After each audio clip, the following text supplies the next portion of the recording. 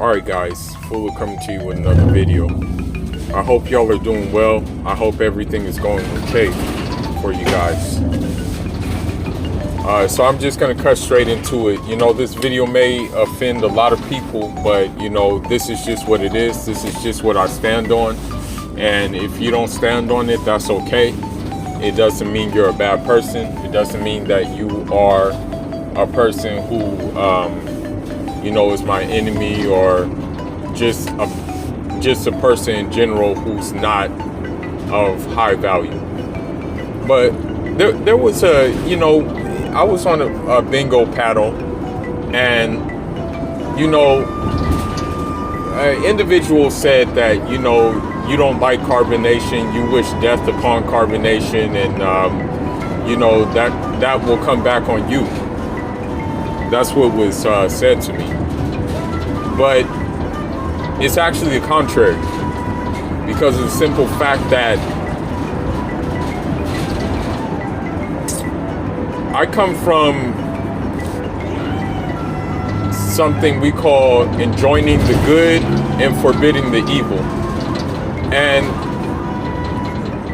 not even just based on my ideology, just based on being a human. We are kind of obligated to keep evil from coming, and it depends on, you know, what kind of like resources we have to stop that evil, you know, because on the contrary, if you sit idly around and just let these things happen, and you know these things are happening, and you have the power to, you know, prevent these things from happening, then you actually are going to get some of the blame, you know what I mean? And so the methodology that I follow is that if you cannot change things with your hands, change it with your mouth. And if you can't change it with your mouth, then change it with prayer. But that is the least form of, you know, that is the least form of faith, if you just change it with prayer. So for me, yes, I do do daily litanies in regards to causing tribulations to carbonation, in regards to making them go through trouble and go through problems. And you know, because we know what they're doing, because we know what they're saying, because we know what their message is, I'm definitely not going to get any karma for saying that. Karma is not going to come to me. I'm going to give you some examples throughout history where, you know, that people did indeed, and men of high ranking, men of spirituality, did indeed make supplication against their oppressors, and things happened to their oppressors. So one of the first examples I want to give is in the Empire of Songhai, which is now located in, you know, modern Mali, Nigeria, Chad region. There was a scholar by the name of Modibo al-Kaburi, rahmatullah alayhi. And Modibo al-Kaburi, he was very pious, he was very learned, he was very by the book. And because he was by the book, because he was a very, very much stern adherent to high value, to high moral character, God gave him many gifts that, you know, that we can only wish we had. Like, one of the gifts is that he was able to lie on water. You know what I mean? Like, yes, that did happen. He was able to lie on the surface of water. You know, actually take a nap, if I'm not mistaken, as the chronicles report. Right? So there was this visiting scholar from Morocco. And what happened is the Moroccan scholar decided to insult him. He decided to insult his name. He gave him a very blatant insult, like out of nowhere for no reason, just because he was arrogant, just out of the sheer means of being arrogant. That's it. You know, that's what happened. And so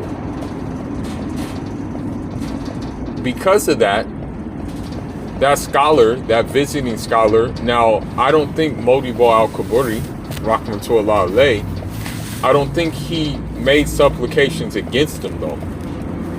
I don't think that happened. But there may have been a possibility that it happened through some words that he uttered, but I'm not quite sure. I gotta look at the reports again. I gotta go back and look at the reports. But as a result of that scholar who did the insult, he got leprosy. And the leprosy got so bad that some of the scholars of that time actually said, well, you know, the only way to change his fate will be to kill some kids, sacrifice some kids. So they did that, and it still didn't change. It still didn't change the fate of that scholar. In fact, he went insane, and I think he killed himself, if I'm not mistaken. So we translate this over to the Nature Boy side of things, and Nature Boy has insulted many movers and shakers, calling Dr. Sebi a fraud, calling Nipsey Hussle a house nigga, calling Malcolm X a snitch, calling the Nation of Islam coons, proclaiming that he's the messenger of Allah. Of course I'm going to supplicate against him. You know, of course I'm going to wish for his death. Of course I'm going to wish for his downfall. Yes, I'm going to do that because it's within my rights to do that. Okay? If I don't do it, who else is going to do it? Sometimes God looks for us to be proactive if we want something. That's kind of like the misconception of some of these religious people, is that they think that you just say something and that God's a genie. No, you have to put your steps forward.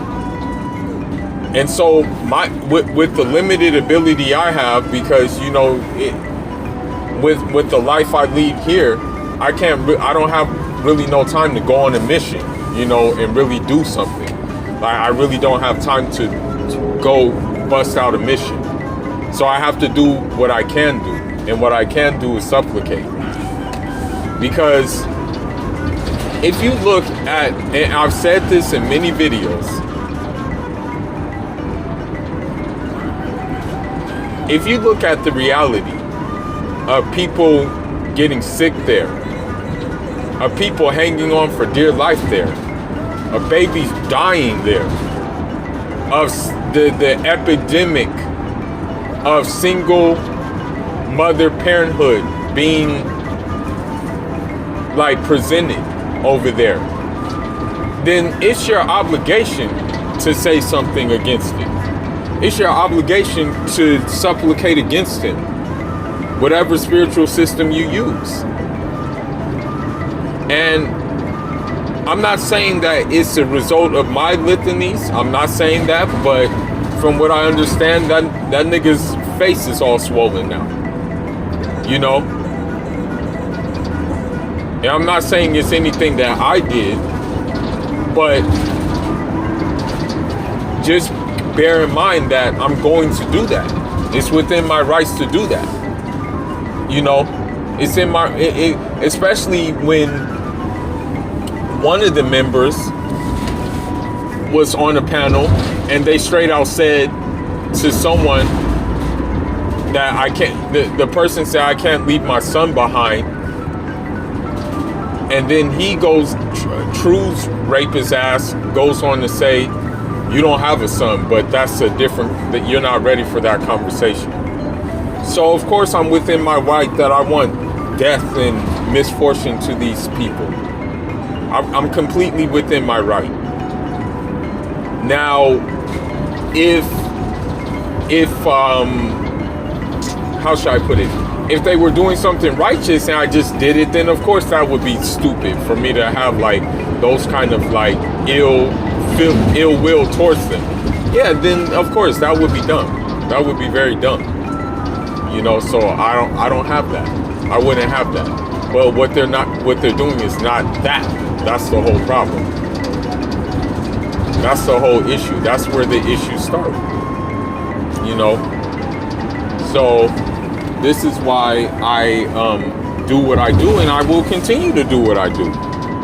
You know, I will continue to do what I do, you know, behind the scenes. And I'm not claiming to be a spiritually enlightened person. I'm not claiming that. I'm claiming to be like someone who's a seeker, someone who has an esoteric system that they adhere to, and someone who has certain litanies with certain words that, you know, maybe have causative factors when you say them, you know. And so I'll give a couple of examples throughout history, you know, with this thing. You know, one of the griots passed down some knowledge to us, and there was even one time where you had this guy, you have Pharaoh, okay, the one that Moses, upon him be peace, was dealing with. You know, the one that, you know, Moses was dealing with said, I am God.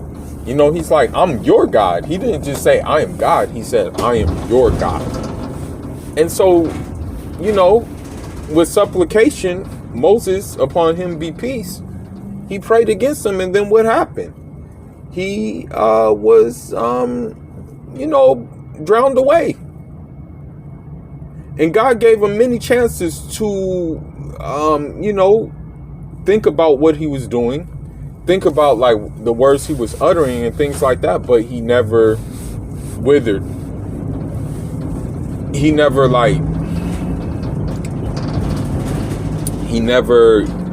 how should I put it? He never took heed to that. He never took heed to that. And as a result, look what happened. You know, he got washed away. Clearly washed away. You know, so, you know, I can't really like vouch for that, you know. Another instance was with Nimrod. Now, Nimrod, I forgot who was the holy man involved, but Nimrod, you know, was very arrogant, very haughty, very, you know, full of himself. What did God do as a result of someone supplicating against him? He put a mosquito in his head, and he went crazy. You know, he actually literally had a mosquito in his head. You know, I'll go for another example, and this happened in the Haitian Revolution. Duty Boukman, he made supplication against the whites. Mackendal, he said death to all whites. I'm just saying, when you're an oppressor, there's no holds barred. And as far as I'm concerned, carbonation is an oppressive thing. It's an oppressive energy that nobody needs to like even entertain. But unfortunately, you have some dumbass women and some dumbass men who entertain it. You know what I mean? And what I mean by entertainment, they actually follow it, agree with him, and vouch for this, you know, motherfucker. You know what I mean? And so you are completely within your rights if you decide you want to supplicate against this man. You're completely within your rights. There's nothing wrong with you doing that. there's nothing wrong with you telling God to curse this man. You're within your rights to do so. As a matter of fact, you will be rewarded from God for trying to do the bare minimum to change this. You know? So that's why that's my take on, you know, those comments which what was said, because this person, I'm going to leave them anonymous, said, oh, if you do that, death is going to come your way. Death is going to, and it hasn't really came my way. You know, I can say that throughout history and throughout times that I've done these things, it hasn't really, you know what I mean? It hasn't really came at my door. You know what I mean? Because this is the thing. When you have, for every action, there's a reaction. And so when you have actions showing that people are there starving, when you have actions that you talk about, like, you know, you say blasphemy, saying that, you know, you're the messenger of Allah, saying that you are Allah and things like that, then yes, there is going to be a reaction to that. You know what I mean? And so that's my reaction. You know? And so with that being said, it's like, you know, you can't really, how should I put it? Some people only understand, like, some people only understand like death or punishment in order for them to really get the message. You know, some people are so far gone in their madness and so far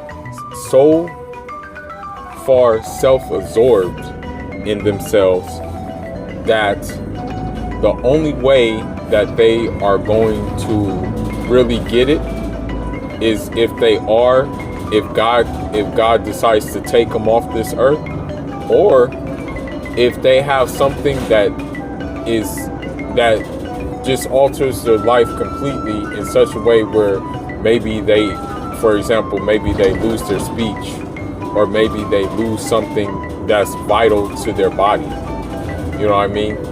Sometimes people only get humble with that, you know, because otherwise, if that doesn't happen, they're still going to persist in doing what they do. Because unfortunately, when you're dealing with these kind of people, they're so far gone in their own desires that they don't see anything wrong with what they do. Like, although it is wrong, they don't see anything wrong in it. You know what I mean? And so, when that happens, that's when you have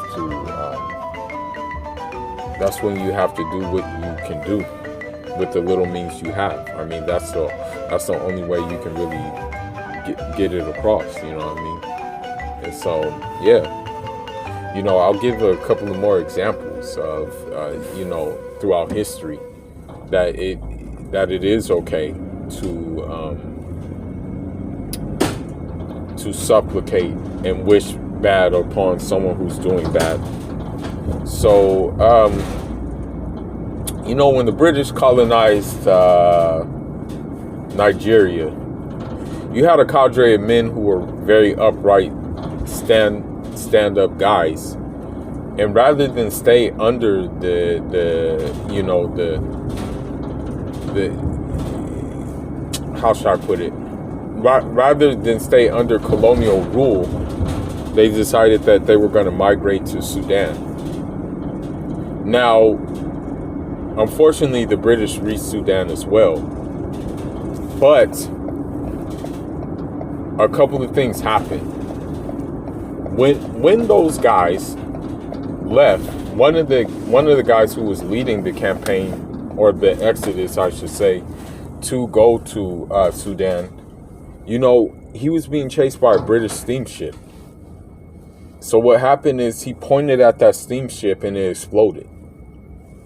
And it killed everybody on board except a accept a Sudanese worker that was aboard the ship. You know, that's the only person that it didn't kill. Now, we look at another example. You know, he was trying to pray. He was looking to pray. This same individual, too. This is the same individual who did it. He was trying to pray. The British didn't let him pray. So what he did is he hit one of the British with a shoe. He just hit him with a shoe. He didn't even like hit him like, it wasn't a life-threatening hit. In fact, it was like, you know how you hit a kid with a, you know how you say, hey, don't do that. That's what kind of hit it was. As a result of that hit, though, that British soldier died. You know, a few hours later, you know, the soldier died. You know.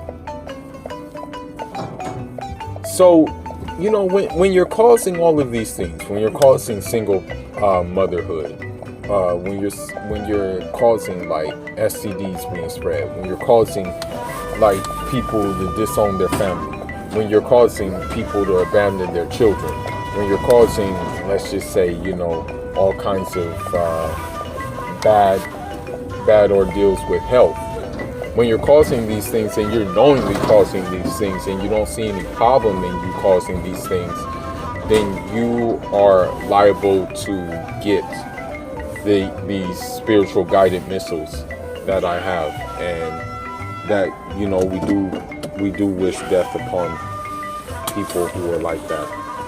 You know what I mean? And we do wish misfortune upon them. You know, you're completely within your rights if you have that mentality.